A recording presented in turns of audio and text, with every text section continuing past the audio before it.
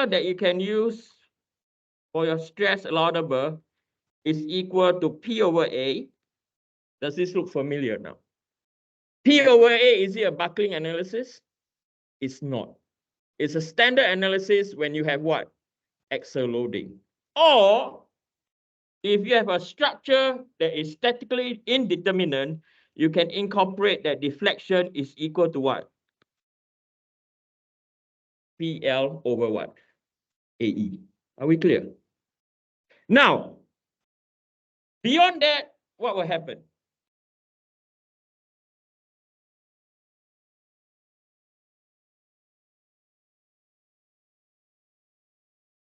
What can you see? If your L over R ratio is greater than 88.86, okay, it means that the stress allowable for your structure will be less than 250 times 10 to the power 6. Okay. So from here, if you're in this side of the spectrum, you must consider failure due to buckling. Now, this trend over here is determined empirically. So there's a handbook where you have all these graphs. Okay, later on, I will show you how to use these graphs. Are we clear?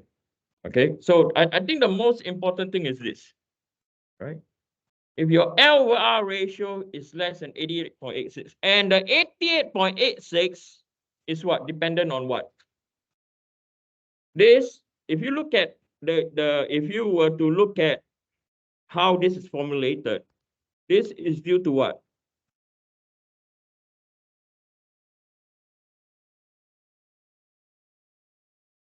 This is due to material property. The L, you decide. The R, who decide? You decide. Be clear. How you decide the R?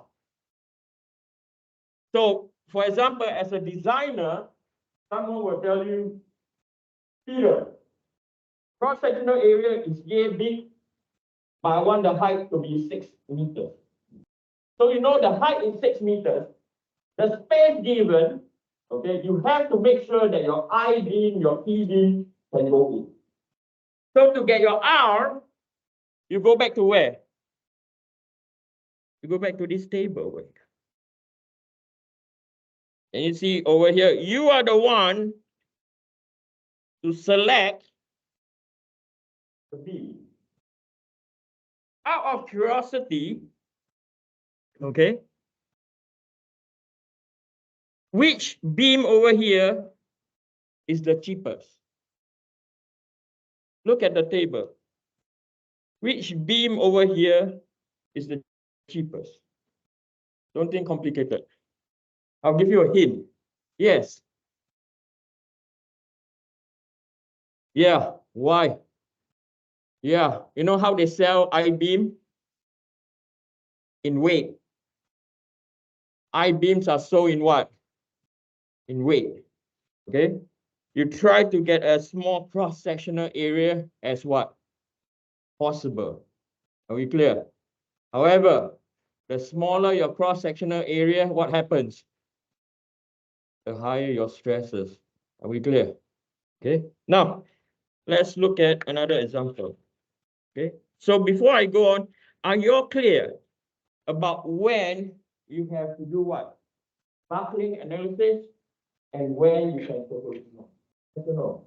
Okay. I will test you on this. By the way, I'll test you on this. I will ask you, okay, this is how the structure is loaded. This is the length.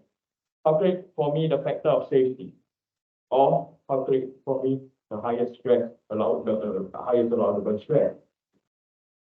If you were to calculate and the L over R ratio is less Okay, you don't need to perform what? Buckling. If it's small, then you have to perform what? Buckling and then freeze. Are we clear? Okay. Now, let's look at an example that I have highlighted in class during my explanation on buckling in different direction. Okay, so let's look at this problem. Now we can get this problem on Avenue to Learn. Okay, let's look at here.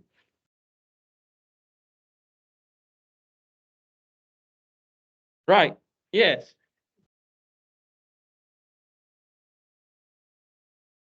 There's no table. There is figures for it.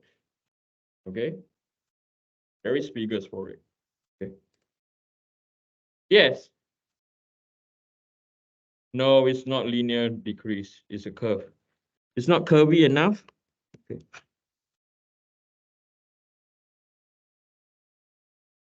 Curvy enough. Thank you. Right. I want you to focus on this. A column. So this is example number 2.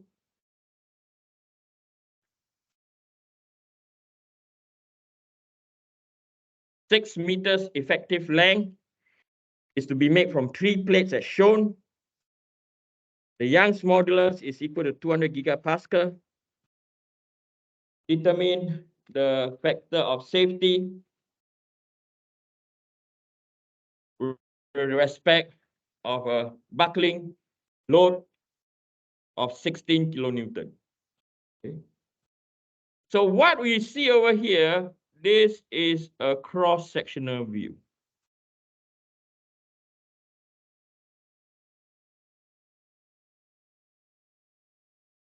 I repeat again, that is a cross-sectional view. So now we are going to do this in 3D now. Okay, we're going to sketch this in 3D. So in 3D, it will look like this.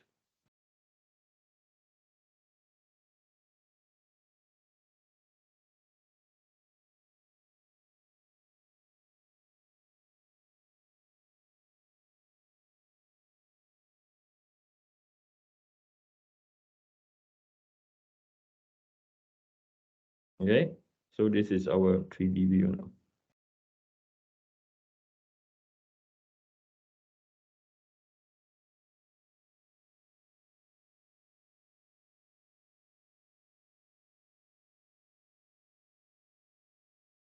Okay, this is our 3D view.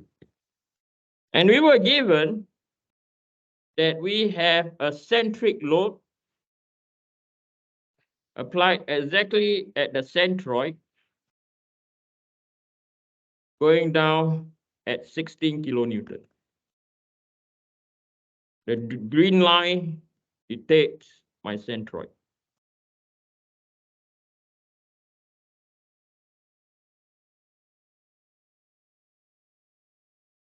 So the next thing I'm going to do,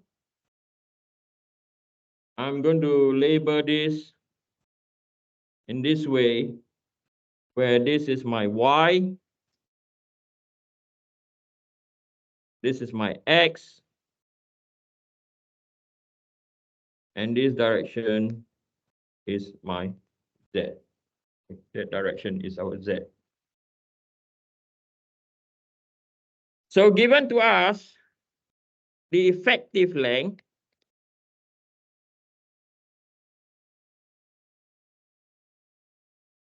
is 6 meters, and the px is equal to minus 16 times 10 to the power 3 Newton because it's in compression, right? And the factor of safety is equal to P critical over by Px. Okay. Factor of safety is equal to P critical divided by Px. And we're going to apply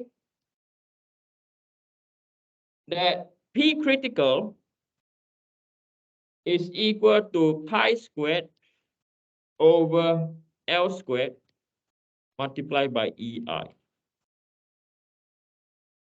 When we do this, we have made an assumption. We're going to assume, what we're going to assume, anyone? When we write that formula, what we're going to assume? Yes. Mode 1, and what does that mean? Yes. Load or the PX will always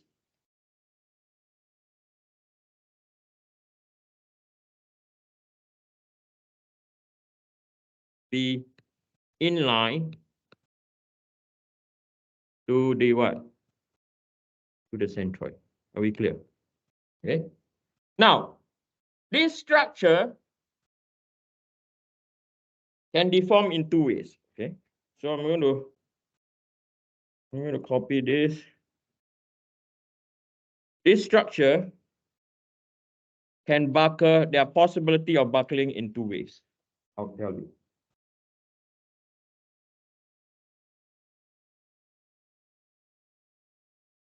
Okay. And I want you all to focus, yeah?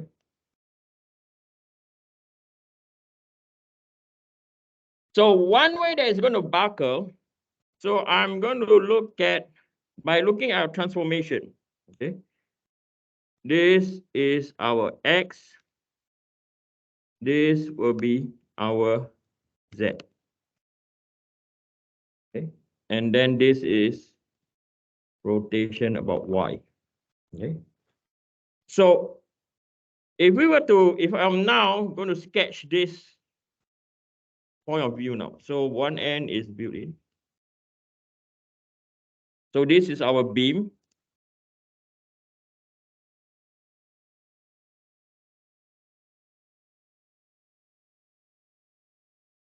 Okay.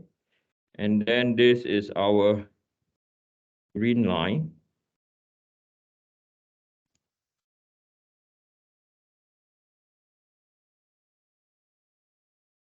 And then we have, I'm going to draw this very thickly. This is our web. I deliberately draw it thickly. So this is our what?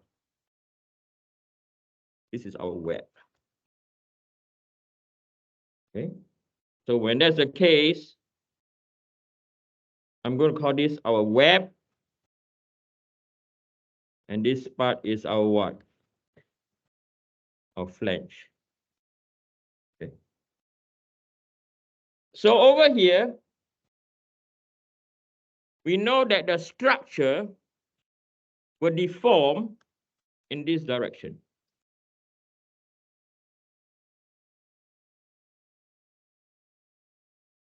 Okay. Now, this curvature over here, you can see this curvature over here. And if I were to draw our rotation about Y, is the curvature direction the same? Or is the curvature in the same orientation? Yes or no? Okay. I just see a student. What? I do apologize. Can you see this curvature over here and this curvature? Are they in the same orientation? Yes or no? Is that clearer now? Yes. When that's the case, your P critical will be equal to pi squared E over L squared multiplied by I, Y, Y. Because the rotation is about the what? The Y-axis. Are we clear?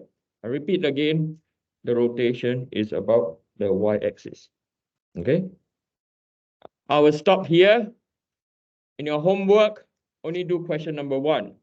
You cannot do question number 2. Okay, so question number 1 is quite challenging. Have a fantastic weekend.